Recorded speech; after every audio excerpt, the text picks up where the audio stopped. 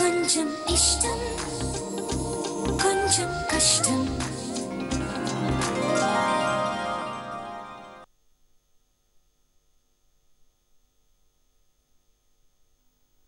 చంద్రముఖి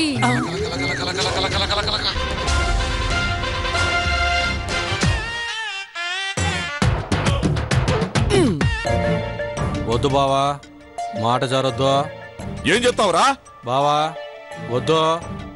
నీతో ఇంద్ర నాకు మాటలో మాకు మీరిచ్చిన మర్యాద చాలు. ఏయ్ పోదాం పద. రోహిణి పద. నేను మామని విడిచిపెట్టి రాను. రమ్మంటూ ఉన్నాను కదా. నేను రానని చెప్తా ఉండా కదా. రావద్దు, ఈయనే సావు. యాక్చువల్గా తను చాలా బెరుగ్గా ఉంటుంది. సరిగా పరిచయం లేని వాళ్ళతో మాట్లాడదే. మరి నీతో ఎలా మాట్లాడింది? ఏం చెప్పింది? యాక్చువల్గా ఈ విషయం ఎవరితో చెప్పొద్దని కూడా చెప్పింది. ఏంటది? తను ఉండడానికి హాస్టల్ వెతికి పెట్టమంది. హాస్టలా? ఇంటి గడప దాటి అడుగు బయట పెట్టడానికి నీకు భయం, తోడు కావాలి. మరి హాస్టల్ ఎలా ఉంటావు?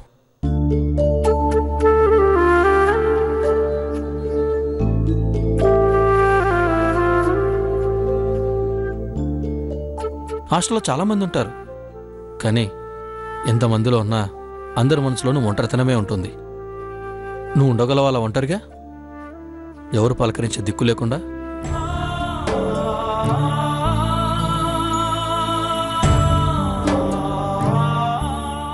చూడు, నువ్వు ఎవరో తెలియనప్పుడు మనం ట్రైన్లో కలిసాం. నేను విపరీతంగా ఏడిపించాను. ఇందాక కూడా ఏడిపించాను, ఇక ముందు ముందు కూడా ఏడిపిస్తాను. అవన్నీ సరదాగా సంతోషంగా ఉండడానికే. ఒక నిమిషం ముందు మనం ఎలా ఉన్నామని గుర్తు తెచ్చుకుంటే కూడా సరదాగా సంతోషంగా గడిపిందే గుర్తు రావాలి. అదే నాకిష్టం. నేను ఎప్పుడైనా ఏడిపించుంటానే తప్ప బాధ పెట్టలేదు, మనసు గాయపరచలేదు. అసలు అలా చూస్తే ఎవరిని గాయపరిచే హక్కే లేదు. నచ్చితే మాట్లాడాలి, స్నేహించాలి, లేకపోతే మానేయాలి.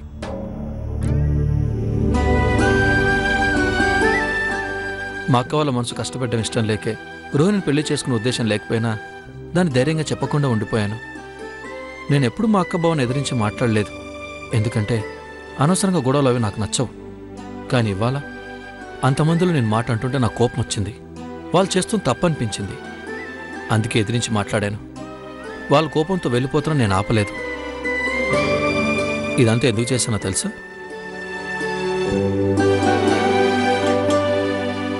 మీ అమ్మ నాన్న నమ్మి నువ్వు ఇక్కడ సేఫ్గా ఉంటావని మా ఇంటికి పంపించారు. మరి ఆ నమ్మకాన్ని, గౌరవాన్ని మేము నిలబెట్టుకోవాలి కదా.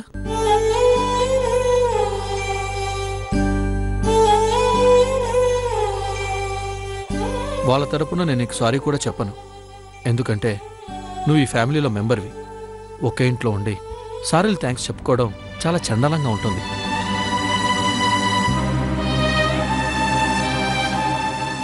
మా అమ్మకు నువ్వంటే ఎందుకో ఇష్టం.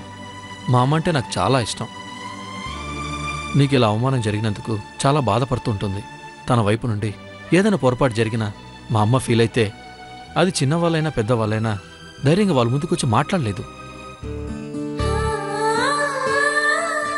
పోతే ఇప్పుడు ఈ సోదంతా ఎందుకు చెప్తున్నానో తెలుసా? జరిగింది ఏది మనసులో పెట్టుకోవద్దు, ఈ ఇంట్లో ఉండు అని చెప్పడానికి. అర్థమైందా?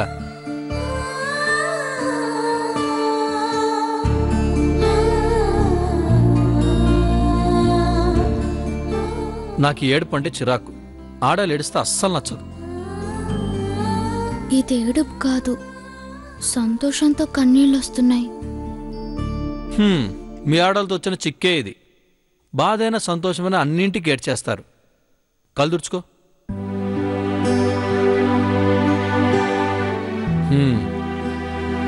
తిన్నావా? వెళ్ళి భోంచేయి.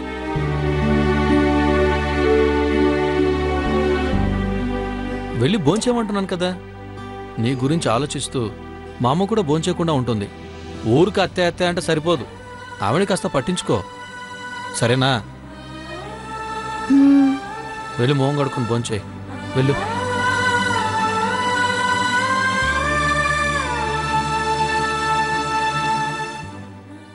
వీడేంట్రా సడన్గా ఇంత మంచోడు అయిపోయాడు అనుకుంటున్నావా? బేసిక్గా ప్రతోడు మంచోడు అనిపించుకోవడానికే ట్రై చేస్తుంటాడు. నేను అదే చేస్తున్నాను. కానీ నాకు నాలో ఉన్న గుడ్ బాయ్ కంటే బ్యాడ్ బాయ్ అంటేనే ఎక్కువ ఇష్టం. వాడైతేనే అమ్మాయిని సరదాగా ఏడిపించగలడు.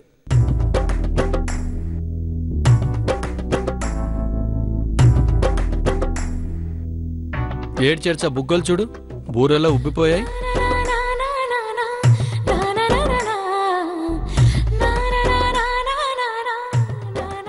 నాకు ఆవకాయ కాదు, బూరెలన్నా చాలా ఇష్టం.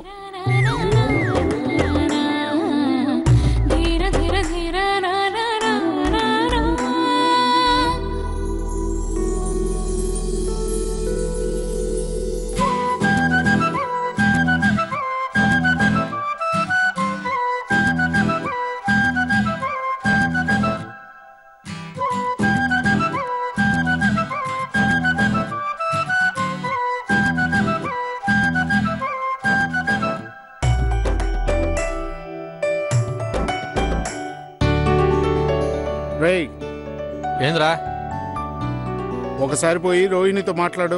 ఏంద్రా మాట్లాడేదే? అక్క బావ దాన్ని ఈయన్నే వదిలేసి వెళ్ళిపోయారా? ఇంట్లో అందరూ మూడ్ ఆఫ్ తో ఎవరి గదుల్లో వాళ్ళు సెటిల్ అయిపోయారు. రోహిణి ఒంటరిగా బాధపడతా ఉంటది, పోయి ఓదార్చు. దాన్నేమని ఓదార్చాలరా నాయనా? అసలు ఇదంతా జరగడానికి కారణం ఎవరో తెలుసా? మీ వదిన ఫేస్ ప్యాక్ ఎక్స్పైరీ డేట్ చూసుకోకుండా మొహానికి పూసేసింది. పోయి దాని దగ్గర టాబ్లెట్ తీసుకొని రోహిణికి పో. గోపోలరా నాయనా మీరు. ఇప్పుడు చూడు, అంత గొడగొడవ అయిపోయిందే. ఎంతమంది ఓదాల్చారా నేను? కర్మారా స్వామి, కర్మ. పోరా.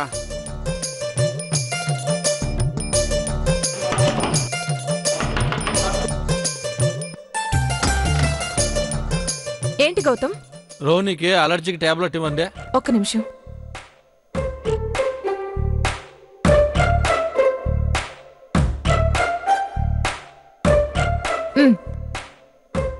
ఇంకేనుండాయా?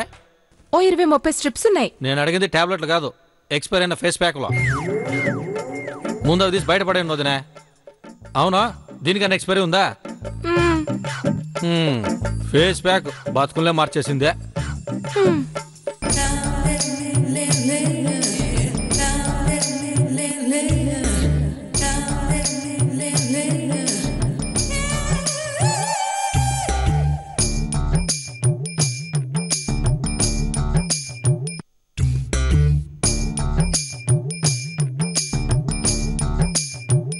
ఏం మ్యా, లైట్ వేసుకోకుండా సీక్రెట్లో వచ్చి నిలబడినావా? లైట్ వేస్తే మాత్రం ఏం ప్రయోజనం? మామూలుగానే నా మొఖం నీకు నచ్చదు.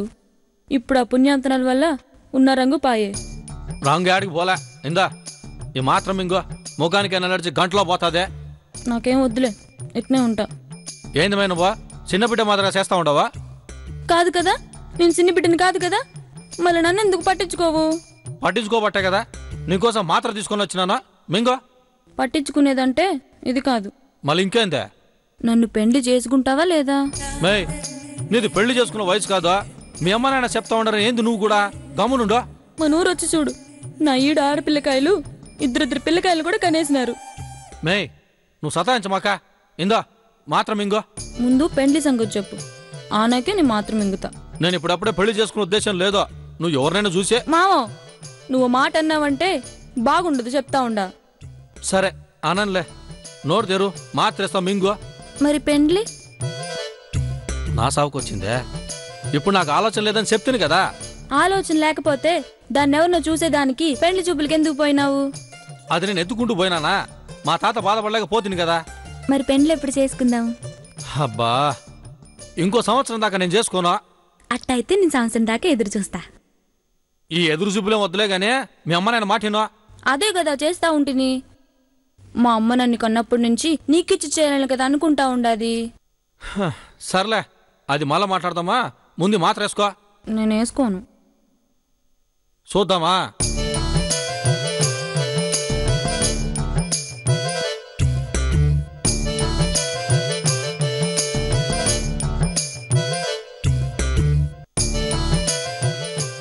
థ్యాంక్స్ మావా.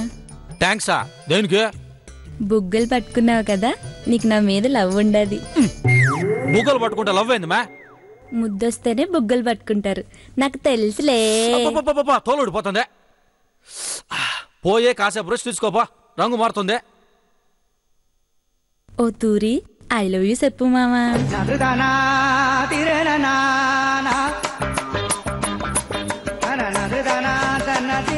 నాదిరనా నాదిరనా నాదిరనా నాదిరనా నాదిరనా నాదిరనా నాదిరనా దిరనా.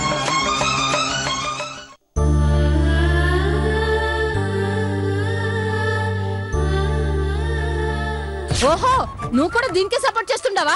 ఏమనుకుంటున్నావు నువ్వు? బాగానే మర్యాదలు జరుగుతా ఉన్నాయి మీ ఇంట్లో. ఇక చాలు, పోదాం పద. మనం ఎక్కడికి పోవాలి?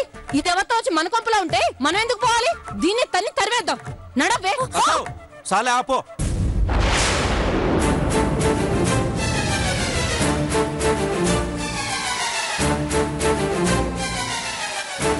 తన సేవదురా.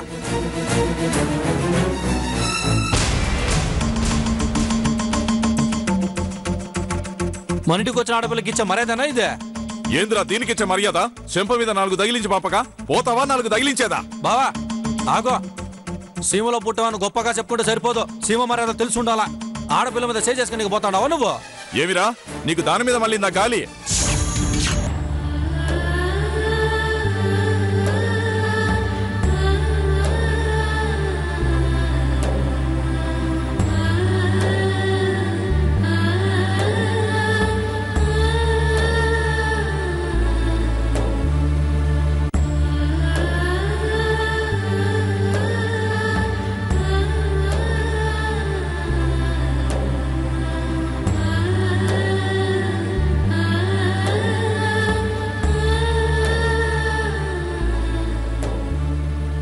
అత్తయ్య గారండి,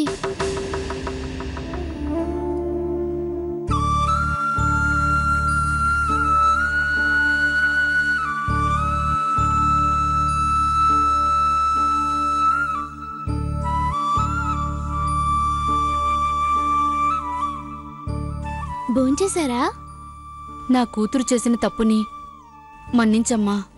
అయ్యయ్యో, అవేం మాట్లాడండి. మీరు మన్నించమని అడగడం ఏంటి? నా కూతురు నిన్ను అంతమందిలో అంత మాట నింది.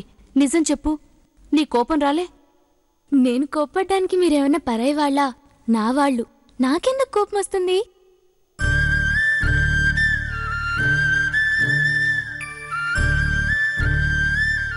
మా అమ్మ నన్ను తిట్టిందనుకోండి, అలుగుతాను కానీ కోప్పడతానా? నిజంగా నీకు కోపం లేదా? లేదత్తయ్యా. మీరు భోంచేశారా? నాతో మీరు అబద్ధాలు కూడా చెప్తున్నారు. ఇంత జరిగినా ఏం జరగనట్టు, బాధే లేనట్టు నువ్వు మాత్రం నటించట్లా?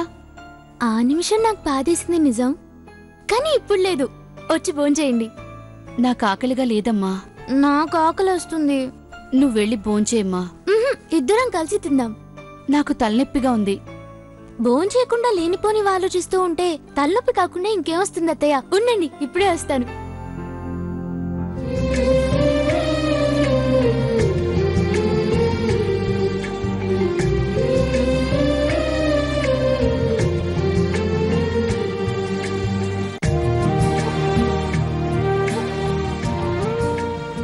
కూర్చోండి అత్తయ్య, కూర్చోండి అత్తయ్య, భోంచేయండి. అబ్బా రేవతి,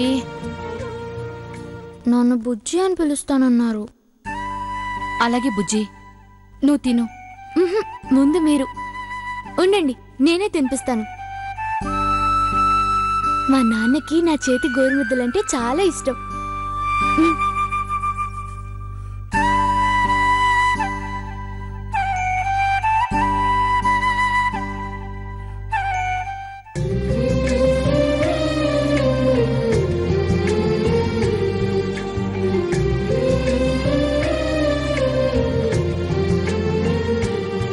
మీరు చేసినవంటే కారం ఎక్కువైందా ఏంటి? లేదే, ఉప్పు కారం సరిగ్గానే ఉంది. తినండి.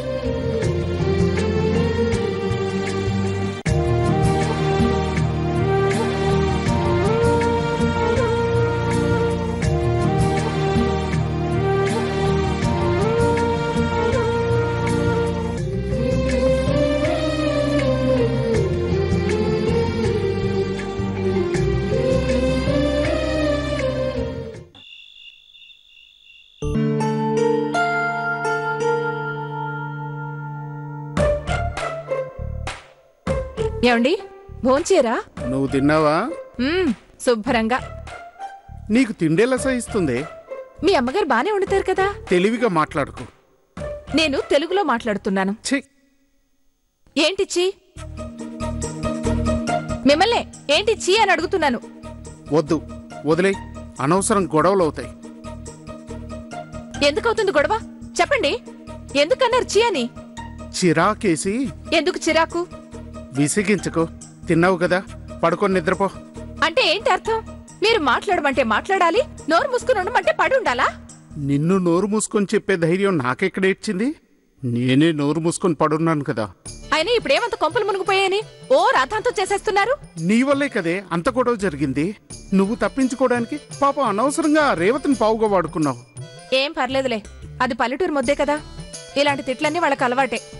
అయినా మీ అక్క ఎంత చండాలంగా మాట్లాడిందో చూశారు కదా. ఆ తిట్లన్నీ నన్ను తిట్టుంటే మీరు భరించేవారా చెప్పండి? అనవసరంగా ఇంకా పెద్ద గొడవ జరిగేది. నిజం చెప్తే అక్కడ పరువు పోతుందని మాట్లాడకుండా ఉండిపోయాను. చెప్పేసి ఉంటే పోయేది. అంటే ఏంటి? మీ అక్క నా మీద చేయి చేసుకున్నట్టే బాగుండేదనా మీ ఉద్దేశం? అవునే, నీ వల్లే కదా నా తమ్ముడు నా అక్క బావుని ఎదిరించి మాట్లాడాల్సి వచ్చింది. ఏ మాట్లాడితే తప్పేంటి? మీ అక్క నోటికి భయపడి నోరు మూసుకుని ఉండాలనా? కనీసం మీ తమ్ముడైనా మాట్లాడాడు. ఎలాగోలా కొంపను వదిలారు, పీడ పోయింది. కానీ వెళ్తూ వెళ్తూ వాళ్ళ కూతుర్ని ఇక్కడే వదిలేసి వెళ్లారు. దాన్ని కూడా ఎలాగోలా తన్ని తరిమేయాలి. నీరు ఇంకా నోరు మూసుకో. మాట్లాడితే బాగుండదు చెప్తున్నా. అది ఎంత కాదన్నా నా మేనకోడలు. అబ్బో, ప్రేమ కారిపోతుంది. ఏయ్, అసలు నువ్వు మనిషివేనా? మనుషులు మనుషుల్నే పెళ్లి చేసుకుంటారు. కాదంటే చెప్పండి. మీరిలాగే మాట్లాడుతుంటే బ్యాగ్ సర్దుకుని మా అమ్మ వాళ్ళ ఇంటికి వెళ్ళిపోతా. దయచేసి వెళ్ళవే, కాస్త ప్రశాంతంగా ఉంటుంది. అయితే వెళ్ళను.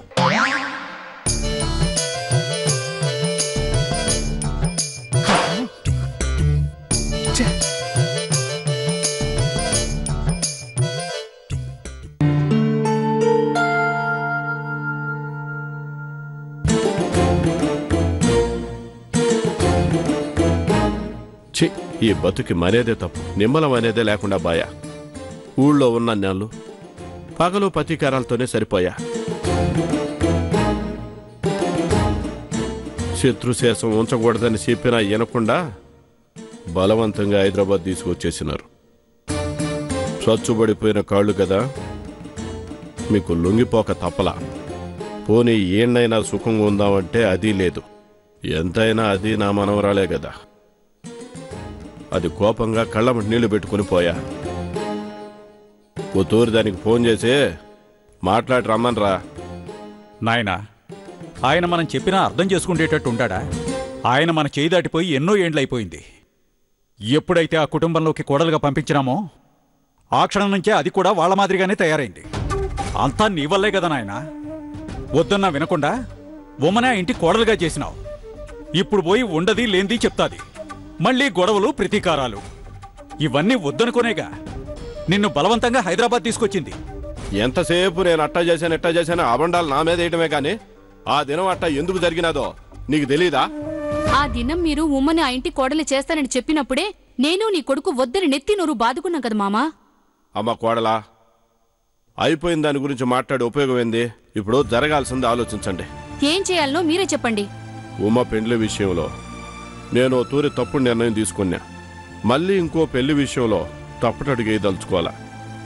గౌతమ్ కృష్ణ తల్లిదండ్రులుగా మీరే మీ ఆలోచన ఏందో చెప్పండి.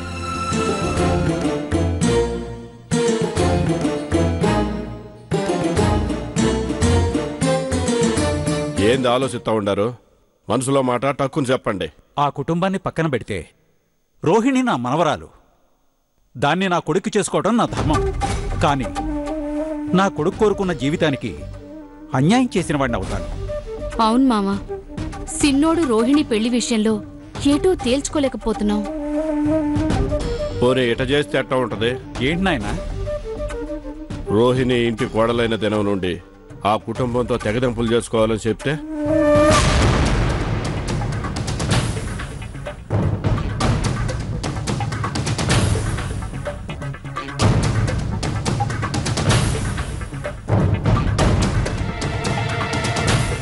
అదేమైనా జరిగే పనే? పోనీ కనీసం ఈ మాట విన్నాక వాళ్ళు గమ్మునుంటారా? మామా, మళ్ళీ గొడవలొస్తాయి. మనమే మాట్లాడకుండా ఊరుకుంటే వాళ్లే చూసి వేరే సంబంధం చూసుకుంటారు. రోహిణి దానికి ఒప్పుకోవాలి కదా. వాసుగాడు కూడా రోహిణి కోసం ఇంత పంతంగా నిలబడి ఉన్నాడంటే నేను నమ్మను. ఆ కుటుంబం కోసమే రోహిణిని ఈ ఇంటి కోడల్ని చేయాలనుకుంటున్నాడు. మరిప్పుడు ఏంటి దారి? చూద్దాం సమస్యని కాలం ఎట్టా పరిష్కరిస్తుందో.